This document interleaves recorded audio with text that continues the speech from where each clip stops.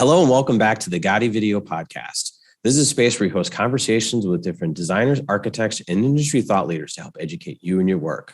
My name is Joe Gotti, and I'm the COO and Director of Design here at Gotti Furniture. On this episode today, we have a fellow Chicago resident, Don McKay, a principal at Sheehan Nagle Hartray Architects.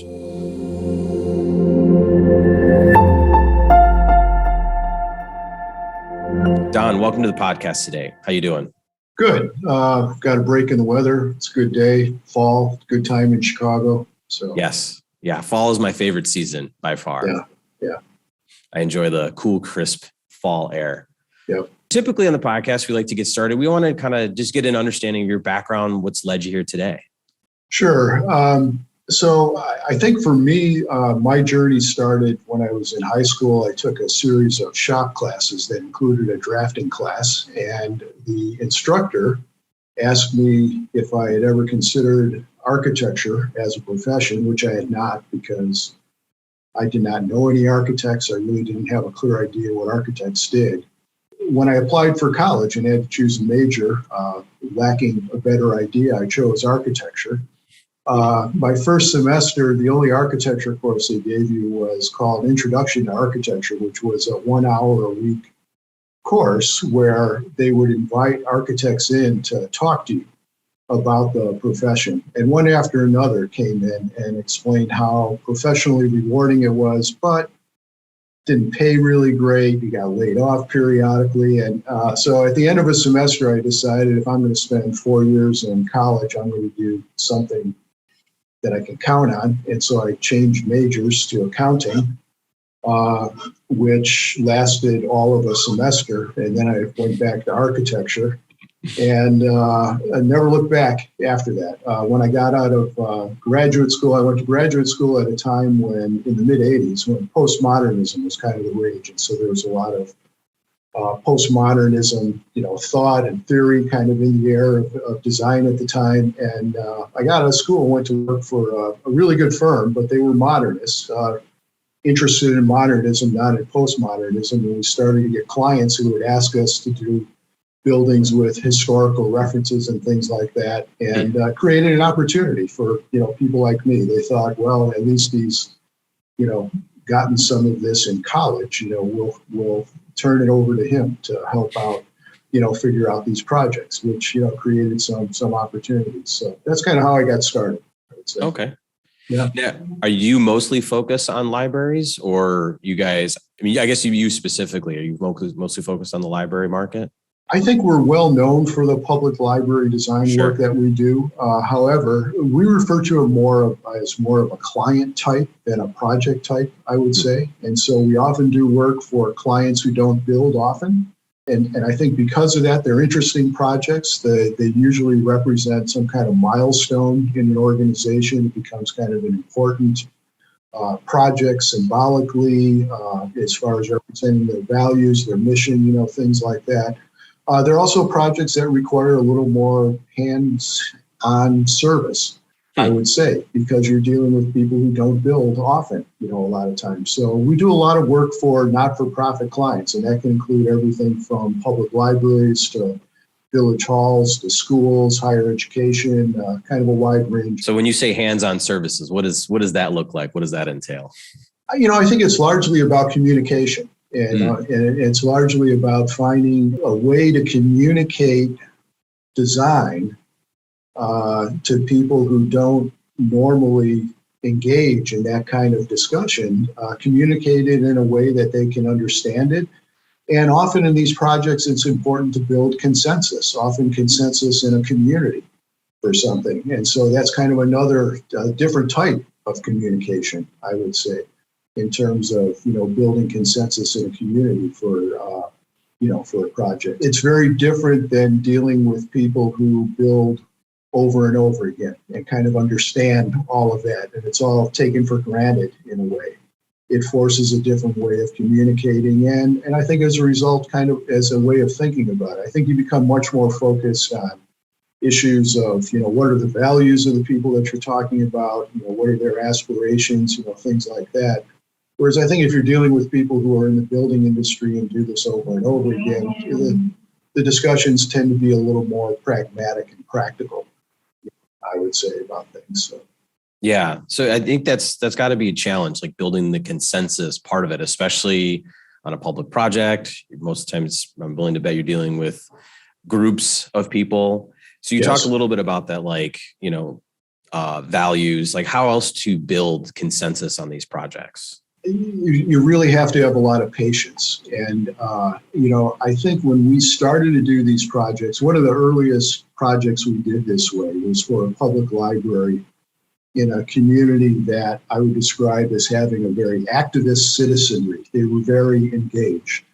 And the public library was, an important representation of who they were as a community. And so it was a community that had a very strong architectural heritage. And so they were paying attention, to what to the design process and how that was going to work. And so we had a series of, not joking, 20 or 25 public meetings during the design process to figure all of this out. And when we realized we were kind of getting into it at that level, it scared us because we thought this is going to be a design by committee. It's going to turn out, as a big compromise. And exactly the opposite happened. I think we ended up with a design that I think was so well representative of the community that we were designing for that we enjoyed really broad consensus in a community where it's really hard to get broad consensus, for something like this. But I think it also made us strong advocates for that kind of inclusive design process where you really do try, as painful as it may be at times, you really do try to engage as many people as you can. Yeah, and I guess that's probably got to be very daunting. First go in and it's committee, and that's got to be challenging and difficult to navigate, especially you don't want to, like you highlighted, you don't want to end up design by committee. But it seems like, you're able to kind of pull out what's needed to kind of deliver on a project with working through the committee. Usually I would say yes. There have been some difficult learning lessons along the way. I remember we were designing a Village Hall project, and I remember going to the board meeting to present our design, talking about the council chambers and, what an important room it was in the community. It's where, debate took place and decisions were made, and, it was representative of democracy, the most important room in the community, that kind of thing. And because that's what I believed. And one of the board members, when I was done, said, well, we really don't care about all that. What we care about is we need a pragmatic, functional room that's going to serve us well, and those kind. And it was a good lesson, as a designer to understand you have to be careful about projecting your own, understanding the values behind a project are really important. You've got to be careful about projecting too much of your own value system on these things and, trying to understand it, clearly from the perspective of the people that you're designing for. So, occasionally that's how you learn these things, is you have something that comes up unexpected along the way that teaches you a lesson. Interesting. So we've kind of been talking about community here. Looks like here last year in an article in Illinois Library Association, you highlighted the unique importance of libraries as community infrastructure. Can you kind of expand on that? I guess what were you talking about there? Sure. I think that, one of the motivations for the article was recognizing a challenge to the relevance of public libraries. I think especially as digital content becomes more widely available and some of the traditional ways that we think about public libraries, I think it led to questions about, are they still relevant? Are they still necessary? And I think that was one of the motivations for the article. And really addressing that issue of the relevance of public libraries depends largely on what you think public libraries do. And I would say that my thinking on this has evolved over time. I have come to understand public libraries as, one of their essential functions is to provide people access to resources that they wouldn't otherwise have access to. So, the the thing they're best known for is providing access to books. And I think, for some people, it hasn't evolved much beyond that. But I think, it was also providing access to AV material and all kinds of, study rooms that will allow kids to get together and, work on projects together. Now it's become maker spaces and, things like that.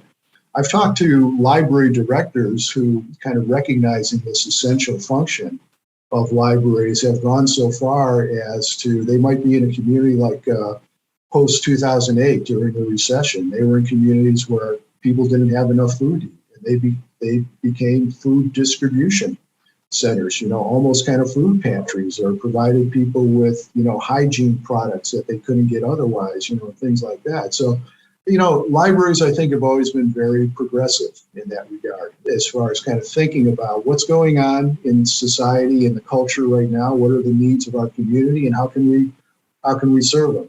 The other thing that's happened as a result of many things over the last decade or two is, as general public trust in public institutions has eroded, somehow libraries still seem to enjoy the trust of the public. I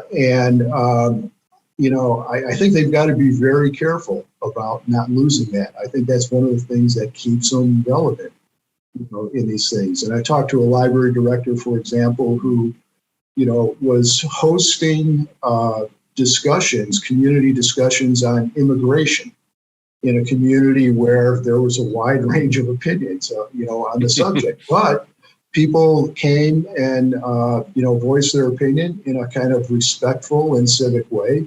And I think largely because the library was seen as a kind of neutral, trusted institution. And, it's a pretty rare thing anymore. And I think their ongoing relevance probably depends as much on maintaining that trust as it does on anything else that may happen going forward. So. Yeah, that's interesting. I've never heard people talking about it as, there's always in a lot of these discussions. And I think, as you and I work with other people, obviously, that are in the library community, and it's a very common thread. They're anchors of the community. They're pillars of the community. They're resources in the community. It's not about resources, just books. It's about resources for everybody, whether it's tech, meeting, AV, community-based help, whatever it is. But I've never heard anybody talk about it as that kind of trusted kind of part of the community. I think that makes a lot of sense. And I never thought about it, but like thinking about it now, I can definitely see that it's this kind of like, neutral zone that everybody can go to, because everybody has access to the library no matter what. No, another kind of interesting thing I heard from a library director along those lines, it affects a lot of age groups. So we designed a public library in a community that has poverty and, often have two parents that are working. And so the library becomes a destination for kids after school. And the library, knowing this, middle school kids of a certain age and, certain interest, competition and, things like that, they learned being in the library quickly that bad behavior was not going to be tolerated. To the point where one of these young people went up to the library director after he had been going to a library for some time after school like this and said, this is where I've learned how to, kind of engage with other people that I may not like, necessarily, but kind of understand that there is a kind of proper way to behave in a kind of, public forum, and things like that, which I thought, so every once in a while you hear a story like that and it just kind of reinforces, the importance of these places, in the social infrastructure in ways that, they rarely get talked about, and it's always a bit of a surprise when you hear it, but it always kind of reinforces the central idea of, the trust factor that they have. Yeah, absolutely. That's a great story. That's very kind of empowering and energizing to hear. Yeah. In there, you talked about too, the kind of the challenge, especially with public libraries. And I hear this a lot now, and I'd like to get your opinion on how you deal with it, is that it's for the public, and the public is made up of a lot of different people and backgrounds, ages, how do you manage that, I guess, from an architecture standpoint of how do you, best try to manage that as, you're thinking about maybe a renovation or a new project? Yeah, I think, frankly, there's a limit to how much a building design of any sort can really address those issues. I think as designers, we sometimes get ourselves into trouble thinking that we can exert more control over that than we really are able to. Yeah. But it's still a relevant question that affects the way that we think about building design and putting these things together. And you're right. One of the interesting things about a public library is that everybody gets to go in. There are no restrictions on who can walk into a public library. I think that one of the things that we've learned I think we've become pretty good at figuring out a way to implement into our designs is recognizing that people go to the library for different reasons. And so accommodating, different types of user experiences where it feels like you're not forcing people into, a certain type of behavior, or giving them some ability to control their own microenvironment. There are some kind of broad examples of this. I think that the whole development of children's areas in public libraries, teen areas that are age appropriate. If I think about the public library that I went to, when I walked in the front door, the lobby of the library looked much like the adult area, which looked much like the children's area, which looked, much like everything else. And so I think libraries have gotten good at kind of understanding who's coming, what populations they're serving, and figuring out a way to accommodate that. I think over time it's developing on a more micro level, and somebody involved in the furniture business, this is maybe something you can relate to, but it used to be that we would populate a library with heavy wooden furniture and chairs and things like that, and make it very hard for people to rearrange everything. The attitude towards those things has changed, and then we're putting in lighter furniture on wheels and things like that. They really give people more control over kind of creating the environment that they feel comfortable in. So I think giving people choices in terms of those kind of environments is a way of trying to address this issue of, the wide range of people that you have coming to a public library like that.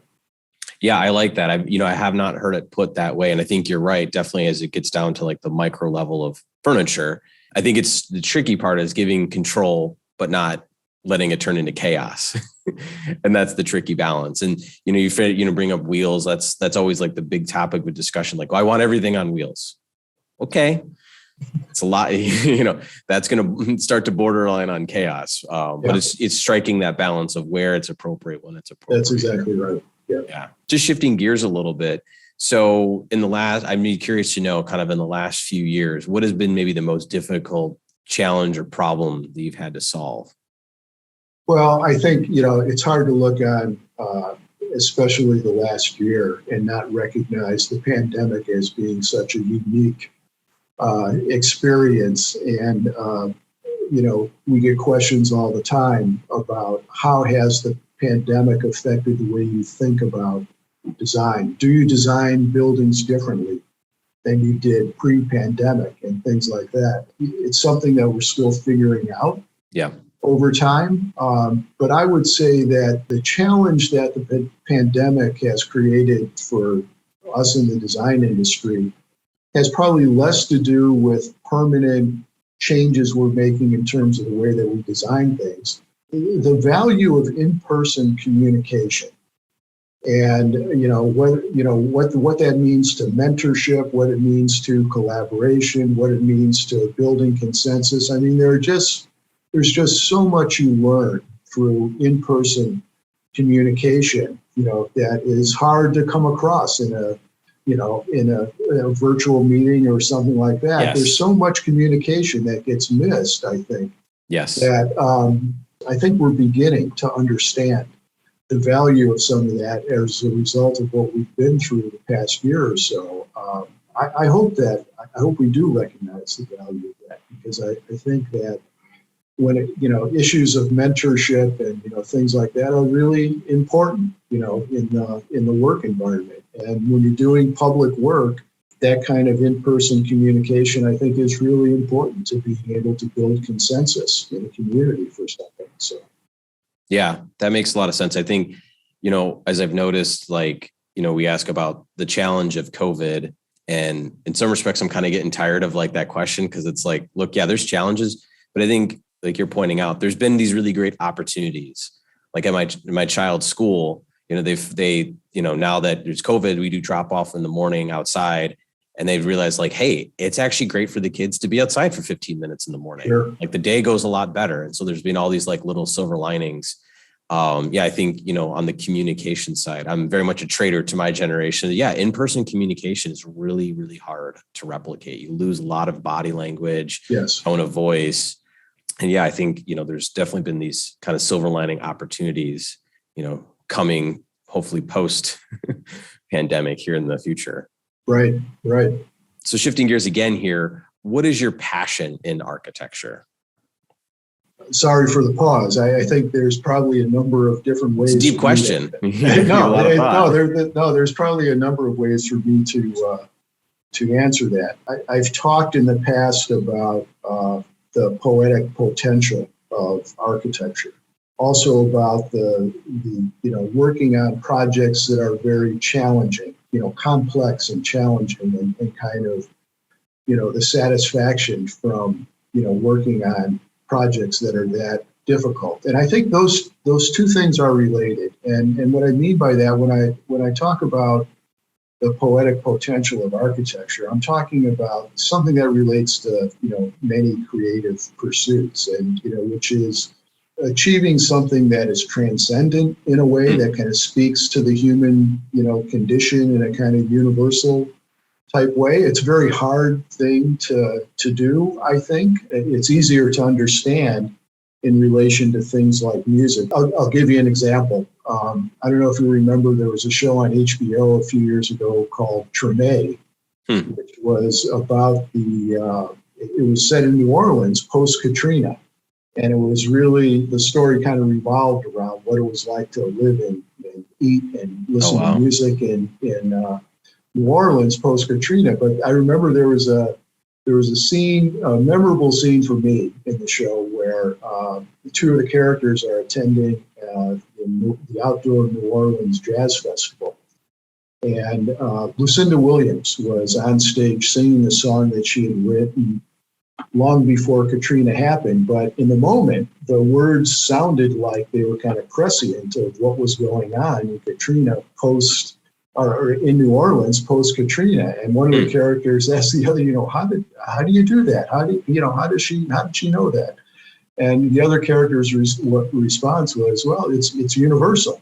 She's talking about kind of universal things. And I think, it's a very hard thing to do. And I think in architecture, we're dealing with a wholly different set of tools than you are, in songwriting. And, some of what we have to deal with is very practical and pragmatic, soil conditions, wind load, gravity, things like that.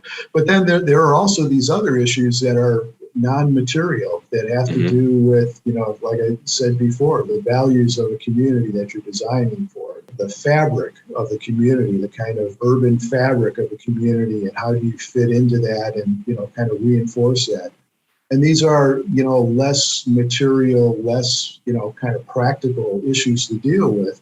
But when you take all of it together, it becomes a very complex set of issues to try to resolve in a design. If you're aiming for something that hits some kind of poetic level, which is really rare, but if you're aiming for that, I think that the best way to get there is by addressing, recognizing all of these issues that have to be dealt with and dealing with them in a kind of holistic way. I think that's how you get there. It's very hard to get there by saying, I'm going to create something poetic. I think that, I think the path there is much more indirect. And that's the kind of thing that gets me excited about design, I would say.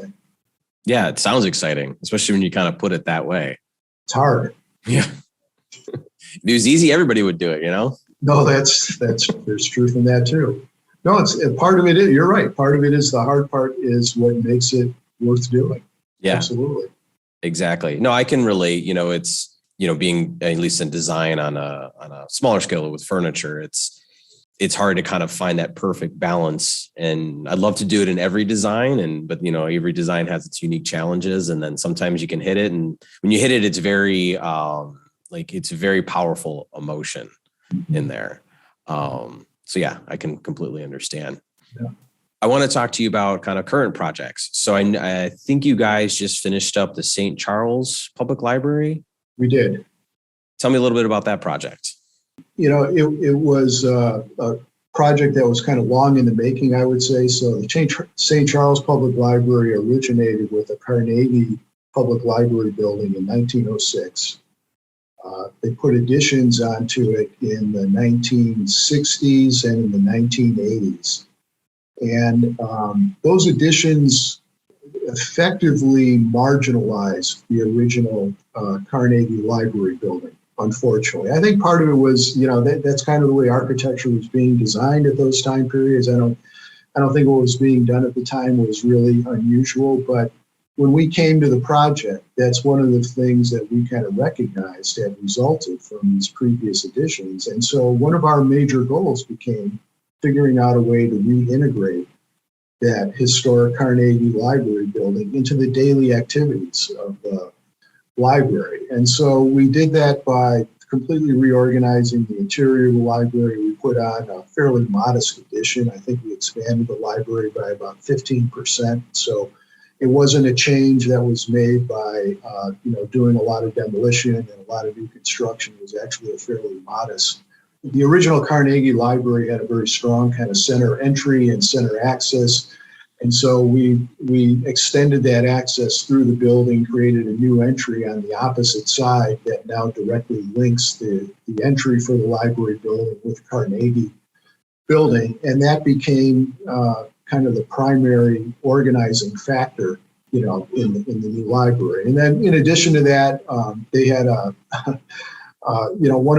one of the fundamental decisions that always has to be made in public library design, it seems, is the children's area and the adult area are two of the largest areas in the building. Typically, if you're doing a multi-story building, you have to decide which floor which one is going to be on. Mm-hmm. And in the St. Charles Library, it was a basement, and that's where the children's area was.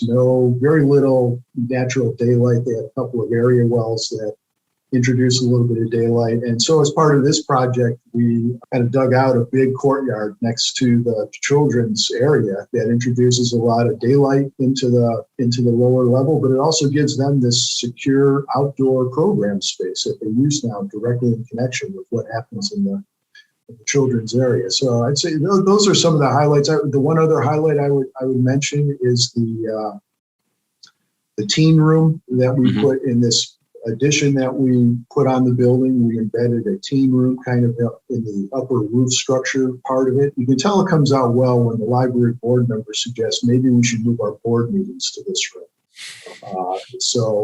Those are some of the highlights, I would say. Yeah. You know, every one of these projects is different. I think that's what you're looking for in every one of these projects is, you know, what is it in this project that you can kind of latch onto and, you know, figure out how to develop into something that really makes it, you know, a good solution for that community. Mm-hmm. Interesting. What would you say the biggest challenge was on the project? So the original building was about 55,000 square feet.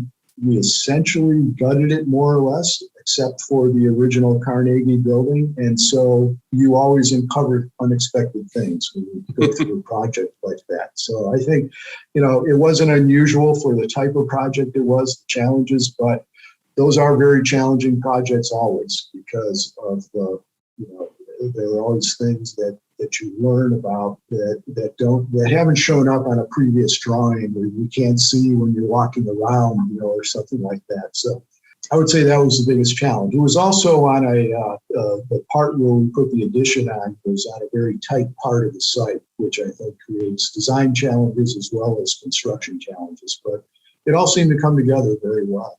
Oh, great. Great. So staying on the thread of projects here, what would you say is your most kind of proud project or accomplishment? It's a really hard question to answer, Joe. Because, I'm putting you on the spot. No, because, here's the problem. If I don't mention everybody's project, everybody else is going to feel slighted. So here, I'm going to mention one that I hope will not prove to be offensive to everybody else.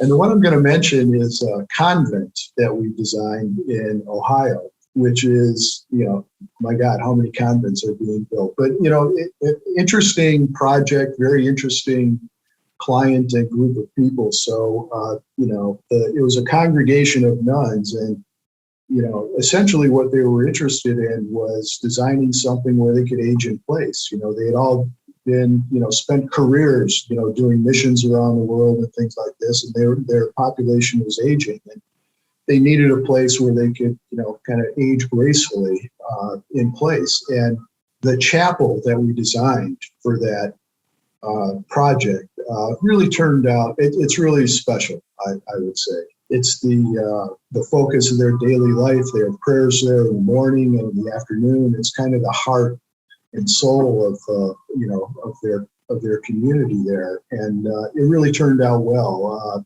because of the group of people we were working with on that. The nuns were really great to work with. They had a great sense of humor. They were really smart. They had a value system that was very clear and kind of easy to understand. And a lot of it was rooted in the idea of the web of life and, Mother Earth and, kind of the interconnectedness of all these things. And so we kind of latched onto that and designed a chapel that has a very organic shape, kind of organic materials, and incorporates some stained glass that was designed by one of the nuns in the congregation. Oh, wow. Yeah. And, that reflected their values and, things like that. I think, again, kind of getting back to something I was talking about earlier, is that it's really specific. I mean, it is really specific to that community and, their values and, their needs and that kind of thing. That's what, I think that's what, helped turn it into something so special. And they were really engaged in the process. Oh, wow. So, yeah, it sounds like an interesting project. Yeah, it was. So what are you working on currently? Currently, we've got 3 more public library projects that we're working on, all of which are essentially renovations of existing buildings, all of which I think we're hoping to make feel like when you walk through the front door, even though it's not a new library building, it feels like a new library when you walk in. So 3 new library projects, also doing some multifamily housing work. There's some other not-for-profit work that we're just getting started on, some kind of unusual project types, unique project types. There's one, we did a project called Metro Squash a number of years ago on the south side of Chicago, it's basically an after-school program where they take kids in, underprivileged kids in after school, tutor them, their afternoon activities are divided between, half of it is learning how to play competitive squash. Wow. And as part of that program, they take them around the country to compete in tournaments and things like that. And the other part of their afternoon activities is in a classroom where they're, getting tutoring and things like that. And, it's been a very successful program that's helped kids who probably didn't have much of a shot at going to college. They now have kids who are going through college and, coming back and, things like that. And so they're looking at doing another similar project in the Chicago land area. And so we're at the very early stages of that. Again, a kind of unusual, but really fun and rewarding project to work on. Yeah, sounds interesting. Interesting. This has been a great conversation. And kind of as we come to a close here, I would just like to get, some words of encouragement or advice for our audience from you. So I would say if you had asked me this question, 5 years ago, I would have said, the advice I would often give myself as I was maturing as an adult was don't give up. Now, I'm not sure that applies to everybody, but I think, we all go, we all experience challenges, things like that. And I think, just keeping at it and not giving up. My thinking on this has probably changed a little bit. And, if I were to, offer any kind of advice to somebody other than myself, at this stage, it might be think for yourself. I think, we've all gotten a little locked into, our own echo chambers and things like that. And I think, my concern is that we're losing an ability to think for ourselves. And I think that's probably a dangerous thing in the long run. So I would say think for yourself. So. Yeah, I think both pieces are good pieces of advice in general, and especially with everything going on in today's external environment. So, Don, I really appreciate the time today. This was a great conversation. Yeah, I enjoyed it too. These are questions I haven't been asked before, so it's kind of fun to be able to talk about them. Excellent. Well, it was great having you on the podcast today. All right. Thanks, Joe. Yeah, thank you.